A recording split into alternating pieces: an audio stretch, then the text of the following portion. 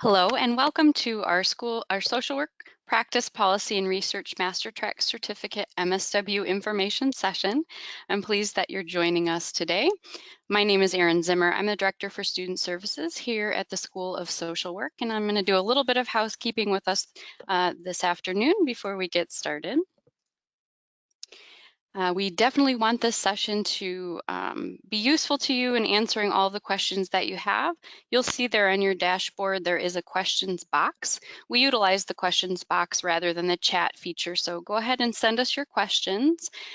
If you have a question that you'd like to remain private, you can type private in front of that question.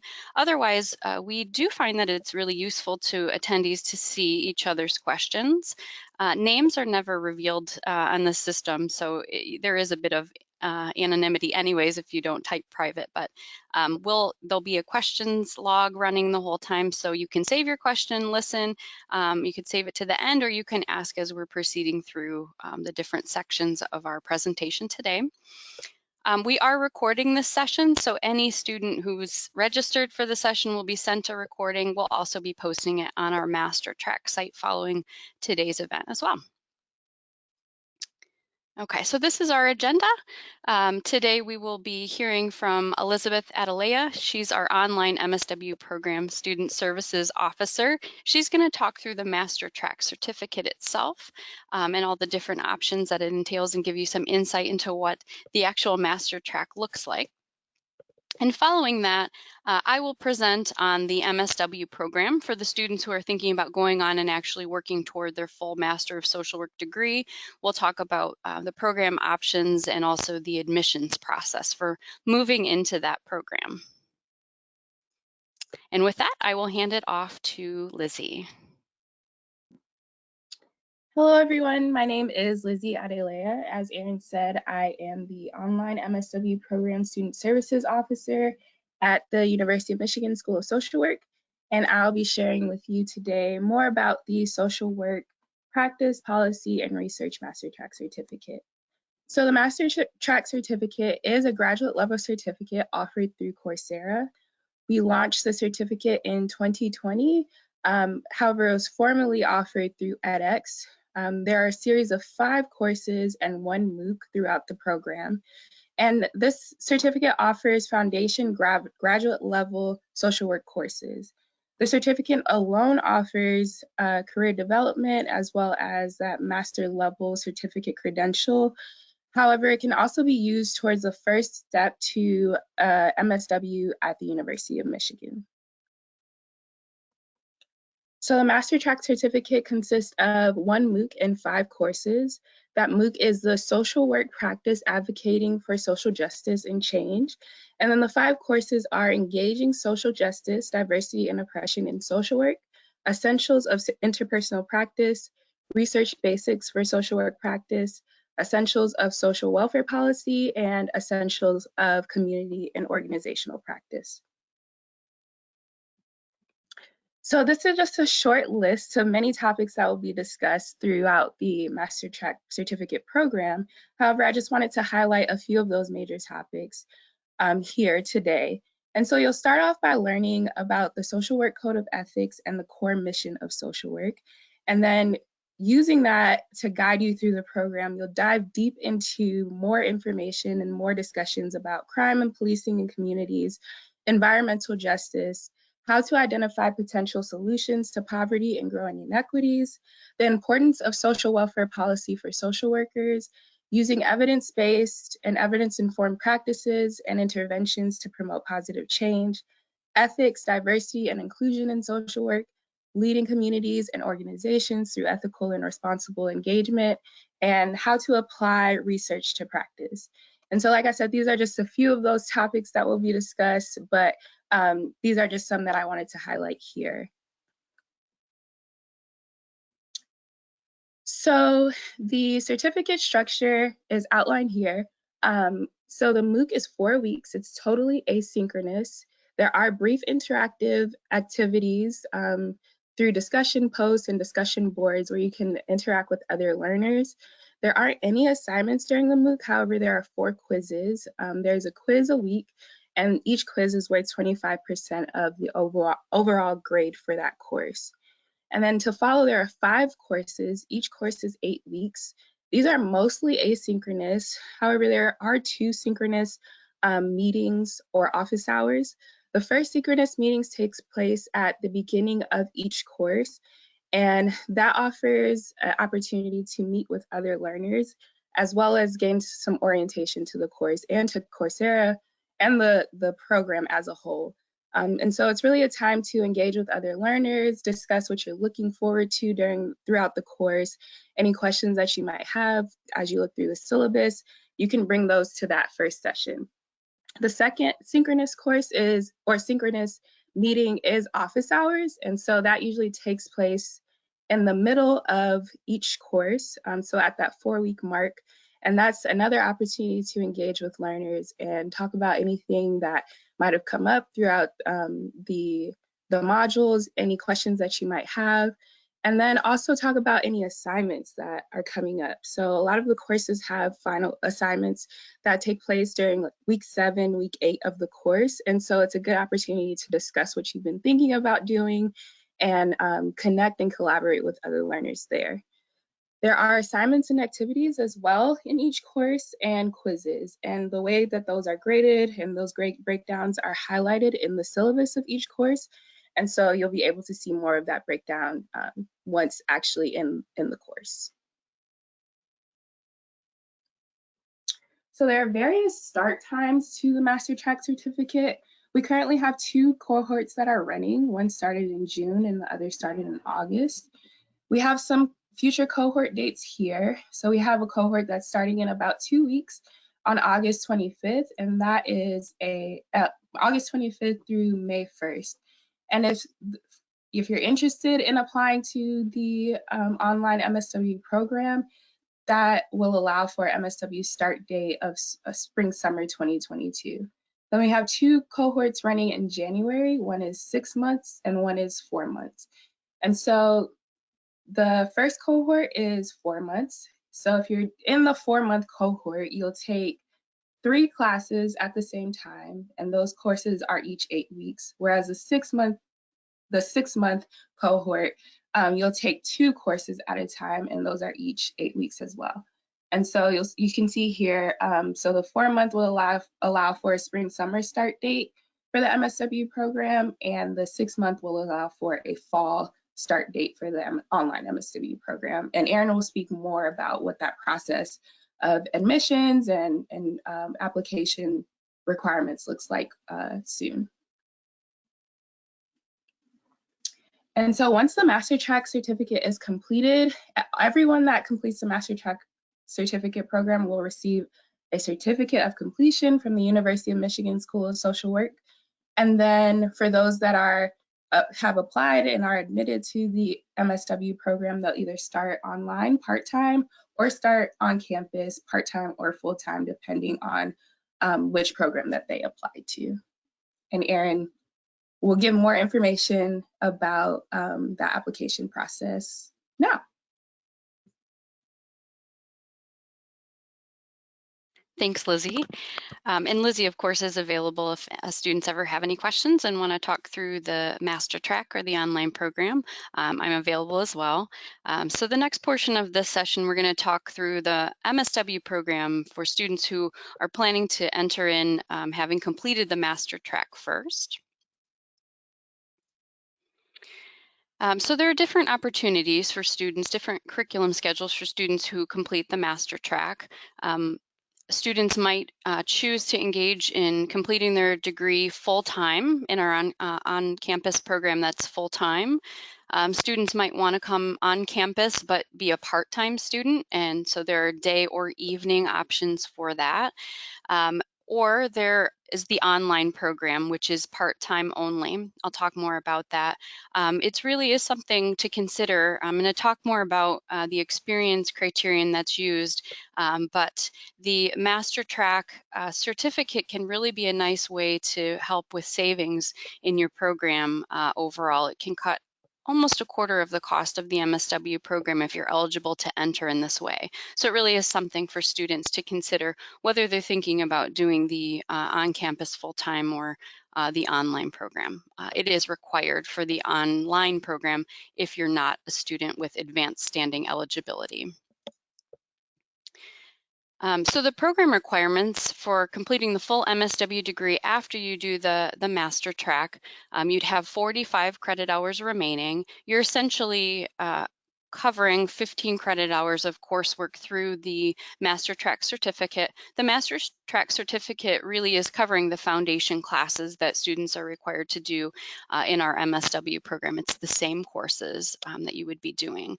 So you'll have 31 academic credits that you'll complete and then 14 field credits that you'll have to do.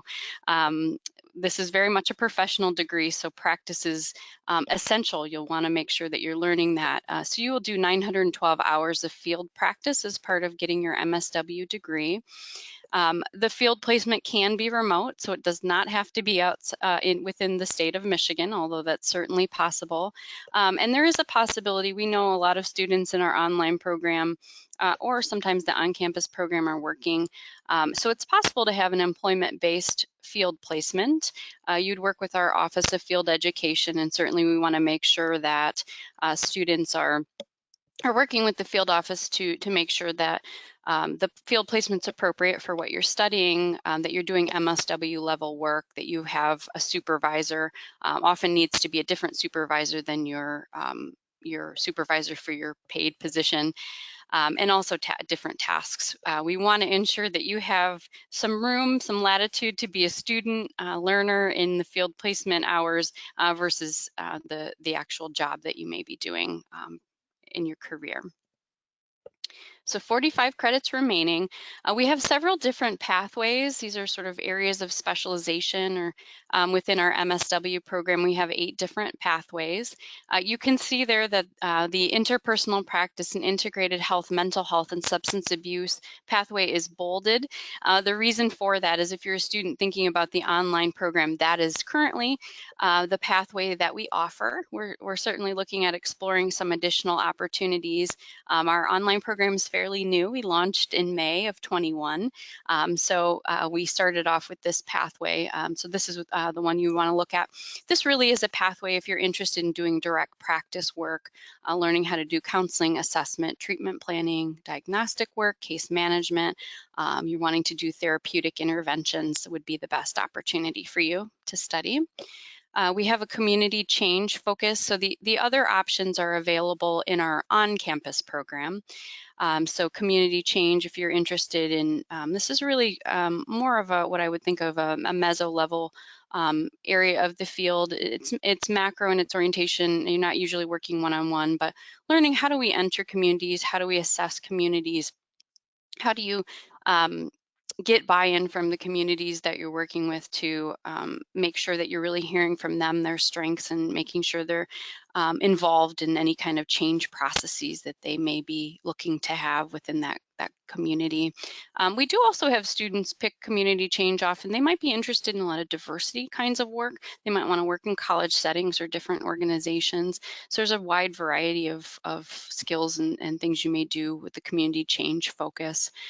The global social work practice is what it sounds like.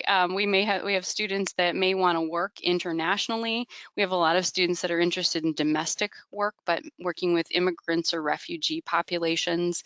They may be passionate about working directly with different populations around these issues, or maybe they're interested in working more at the organizational level or even policy, but they want to learn the skills to address these global issues. We have a management and leadership pathway. This can really be applied to any social work issue or setting, but if you're somebody who's very excited about learning how do we run organizations, nonprofit organizations, dealing with budgets, working with nonprofit boards, how do we supervise employees doing their work, how do you move forward missions of organizations so it can provide good service. You can see as you're doing social work, it's really important that we have people at all different levels working for the same goal with the same social work ideals because they're all interconnected. So we have students who are interested in management and leadership here. Policy and political social work is another pathway that's available to our students. Perhaps you're a student or an individual who wants to do policy development or analysis, working on these issues that really impact our most vulnerable populations. Maybe you're someone who wants to hold political office and really leverage that identity so that you can move forward bills, different laws to help our vulnerable populations, or maybe you want to work for a political candidate. This is an area of focus, a really important area where social workers can have a voice. Sometimes we have students who are really interested in pursuing PhDs, perhaps in the future, or they want to gain the skills to do intensive program evaluation. It's very important that we measure how effective our work, our interventions are. And so students sometimes come to be program evaluators or learn how to do applied research. That's another option while you're in the program. We have students interested in working with older adults and families. Again, sort of like the global pathway, this is an opportunity where someone could say, I want to work directly, I want to serve directly older adults and their families, or maybe I'm more interested in macro-related skills that pertain to this particular population, but it's certainly a possibility for you to come in with this focus. And lastly, we have the welfare of children and families.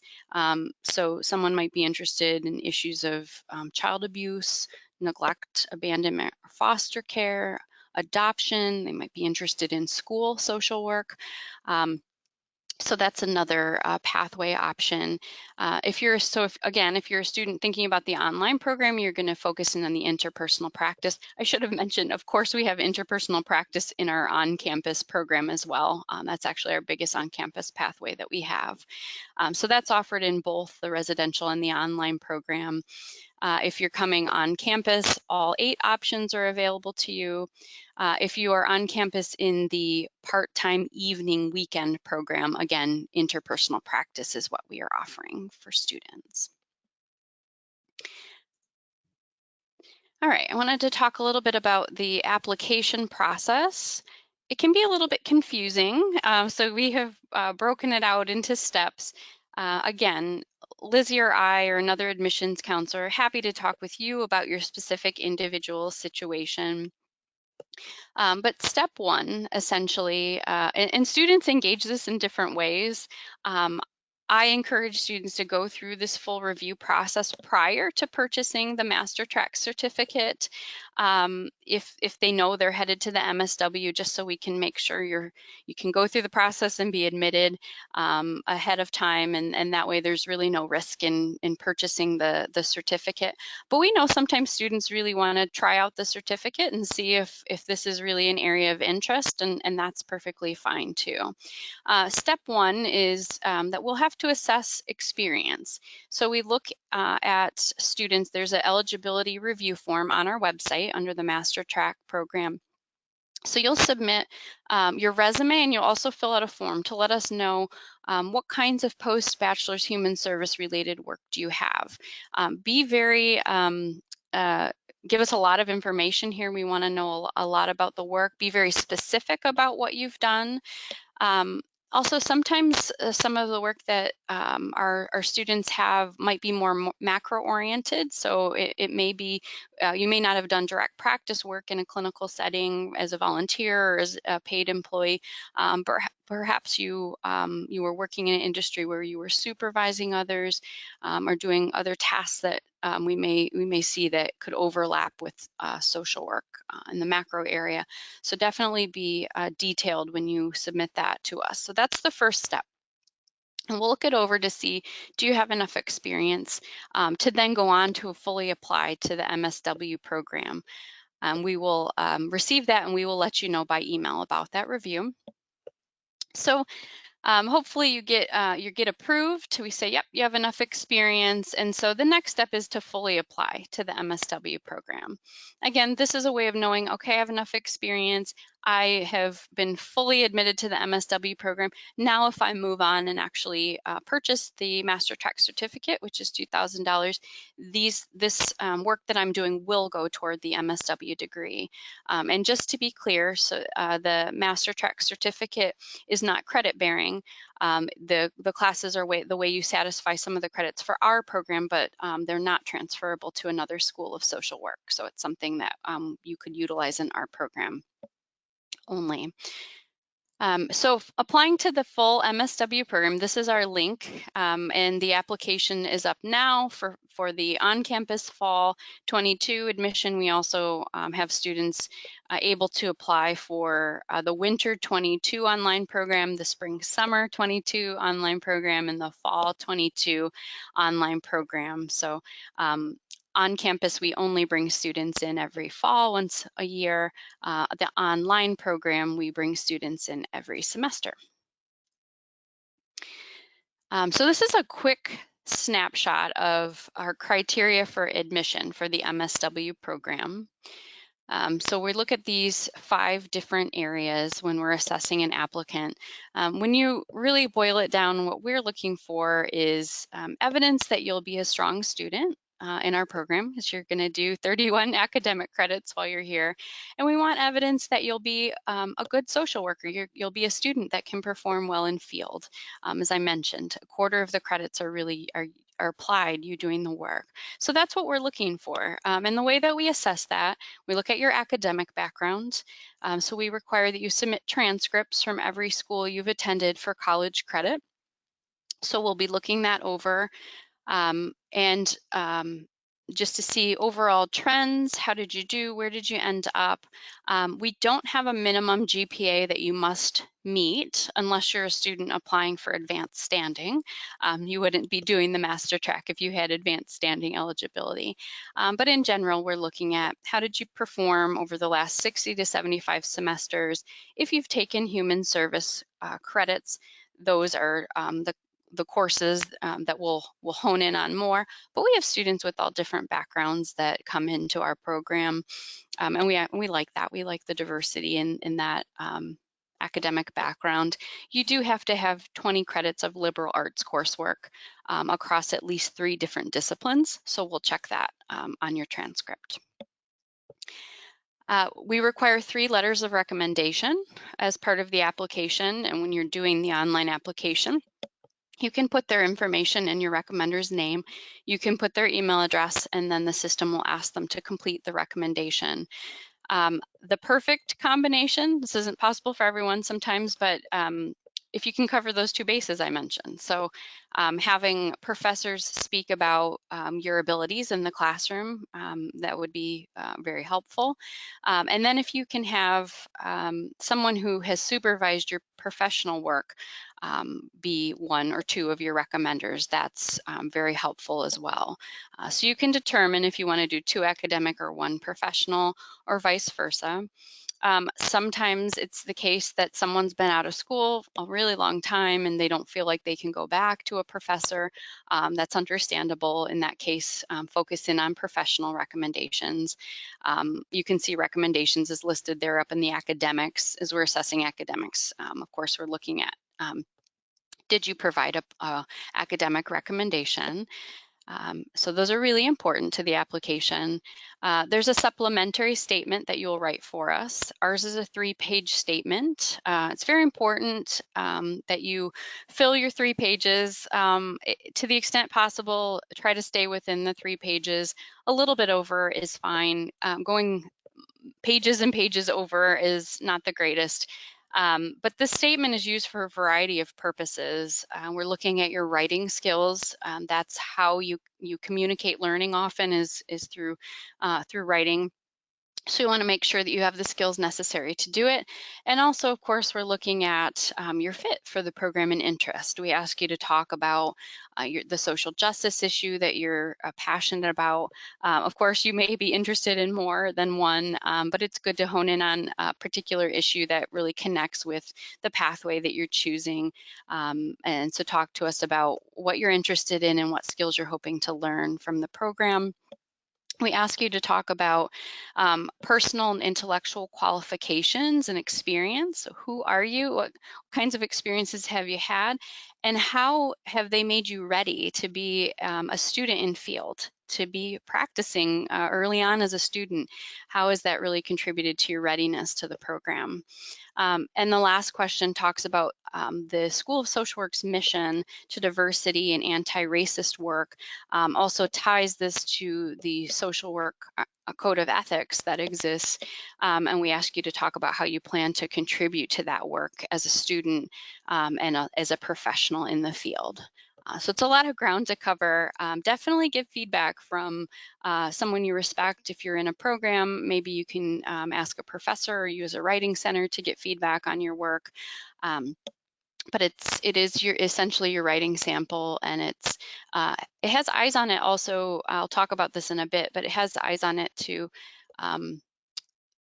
for funding sometimes, not just admission. So it's a really important piece. And do spend some time with the School of Social Work's mission statement on our website and making sure that you have a clear connection to that. We look at human service experience. So this is different than the experience review that happens initially when you're a MasterTrack student. We look at your resume and what you put on your application for experience. We'll receive the information from that review as well, but overall, volunteer work, internship, paid work, that's human service related. Make sure that your resume is comprehensive, including experiences that may not fall within human services as well. You can have an additional experience section. We do like to have a clear picture of our applicants and also understanding how individuals are balancing their time.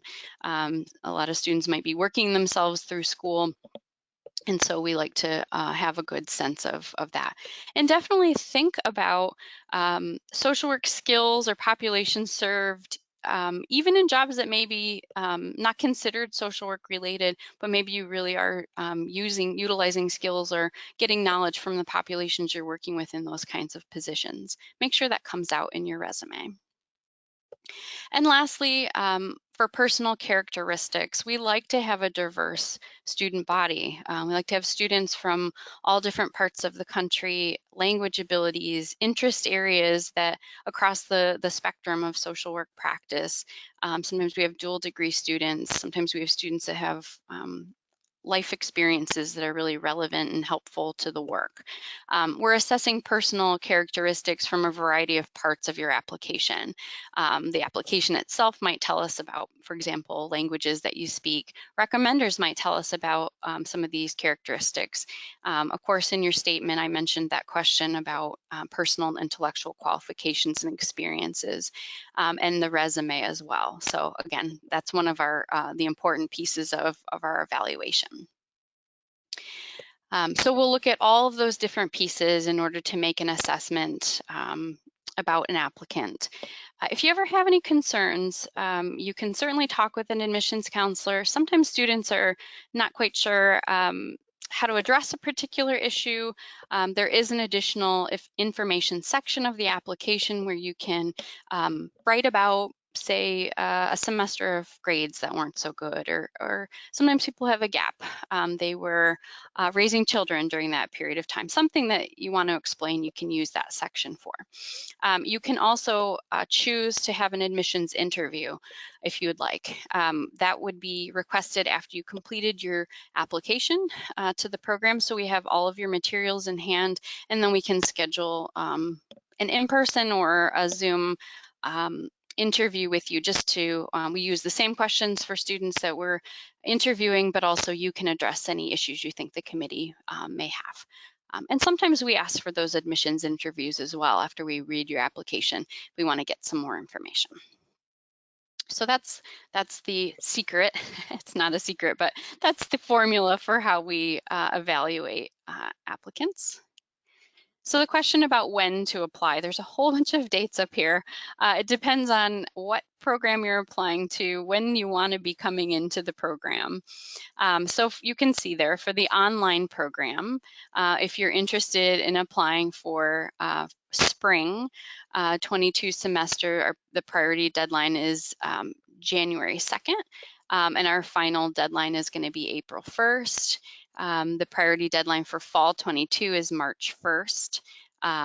And the final deadline is August 1st. What's missing up here is our online program. If somebody's interested in applying for our next cohort that's starting in January, our final deadline is December 1st for that. So you could certainly talk with us. At this point in time, it wouldn't be possible to do the MasterTrack and then come into the program in January, but we could certainly talk with you about your status and see which option makes the best sense for you and your readiness to complete the MasterTrack. So you can see there's a link there. If you're a student interested in our on-campus program, again, we only start those students in the fall. And so our early deadline is December 1st, and we have a priority deadline of March 1st. In general, we use a rolling admissions process, so you don't have to wait for a deadline, certainly don't. It's better to apply as early as possible. Our final deadline for the on-campus program will be August 1st each year. And we do admit students that late. The bulk of our students will be admitted much earlier than that, so it's a very good idea to apply as soon as possible.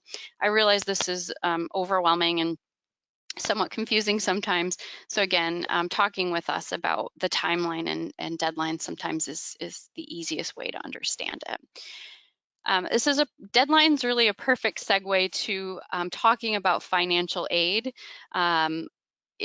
Applying early really does help and increase the likelihood of aid. We have more plentiful resources earlier in the process rather than later, so it's a good idea. Again, another reason to be an early applicant. So here's how it works for MSW students. I just wanted to mention that there isn't financial aid for the MasterTrack courses through Coursera. They're not credit bearing, so it's not possible to apply for loans. They do have a payment plan that you could work out with them. But one thing to know, that's $2,000 for the MasterTrack certificate. That is a pretty significant savings over the semester of coursework essentially here at the University of Michigan. So it's a really good idea if you're a student sensitive to cost. About 75% of our MSW students receive some grant or scholarship aid from the School of Social Work. So we give out a lot of funding every year to our students. When you're applying for grant and scholarship aid, the School of Social Work itself will be administering that. We build this process into the online application. So it'll be a section and you can let us know, do you want to apply for need or merit or both? If you're concerned, I definitely recommend that you apply for both and let us make the determination of what you're eligible for. At the graduate level, we don't look at parent information at all, so that should not be reported on any of your application materials with regards to financial aid. Let's see, so we do provide tuition offset for students who are applying for any need-based funding in the on-campus program and also for any students in the online program. So the way the University of Michigan is set up, there's a pretty big financial incentive to be a full-time student. It costs more actually to do the program part-time because you're paying for every single credit hour. So the School of Social Work will offer a grant to students to minimally equalize the cost of what the program would be if you were a full-time versus a part-time student. this is, again, one of those areas where I really recommend talking with an admissions counselor so we can explain this in greater detail. I meet with a lot of students after they've been admitted and they know their funding package. We can lay out what the estimated cost is, what you've been awarded, so you can really see clearly what the cost would be. You can certainly talk with us if you have any concerns about your funding package. If you're a student that's applying to be an on-campus full-time student, there's also a range of special scholarship programs there. You can see the listing: the Child Welfare Scholarship, Community-Based Initiative, which focuses on macro work in Detroit. There's a Geriatric Scholarship Program, Global Activity Scholarship Program that allows students to do an internship abroad. We have an Integrated Health with Medically Underserved Populations Scholarship, doing direct practice clinical work in Detroit with that one. The Jewish Communal Leadership Program, which allows students to do some Judaic Studies coursework along with the MSW program. National Community Scholars has students focus in community change and do a field placement in a national site, so outside of Michigan.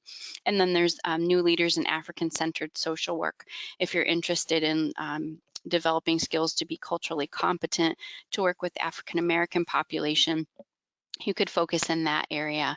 Again, you do have to be a full-time student in the on-campus program to take part in that. But any of these programs of interest you can apply for when you're applying to the on-campus program. That will be built into the application. So there's a lot of grants and scholarships that are offered through the School of Social Work, and only really a couple of ways you need to apply for that funding. In addition, you'll want to do a FAFSA application, the free application for federal student aid.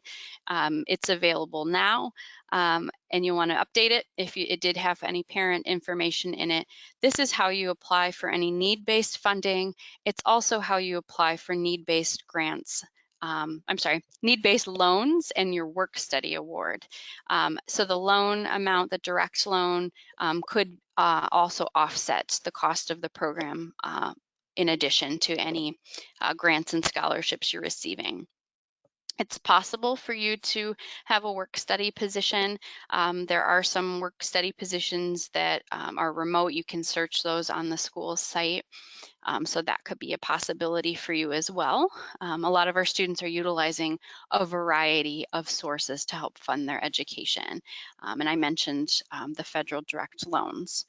So again, we talk with students through the process of understanding their cost and the funding that they've received for the program, but and we can certainly do that. The best thing to do now is just to make sure you apply for everything possible as part of the application and doing your FAFSA application. It's definitely something you want to do as part of the application. Sometimes there's a sense of, I'll just wait to see if I get in and then I'll apply for aid. You can certainly do that, but it's not recommended. It's better to do it now. Okay, so if you have questions after today, these are ways to get in touch with our Office of Student Services and Enrollment Management. You can certainly give us a call. We're working back in person. You can email us. One of the features I think that is most helpful is our Chat with Student Services, which is, it's on the School of Social Work website. All the different pages will have that little bubble. So we staff it from 9 to 4 p.m. Monday through Friday Eastern Standard Time. So you can just shoot in a question, and admissions counselor will answer it for you. Of course, you can set up individualized meetings by emailing or calling our office as well, and we are happy to talk with you. It looks like we have some time left, so at this point in time, I'm going to sign off of the verbal portion of our session today, but we will stay on for you to send in any questions that you have. I certainly appreciate your interest in our program and sticking with me to hear this presentation today, and I hope you have a very nice day.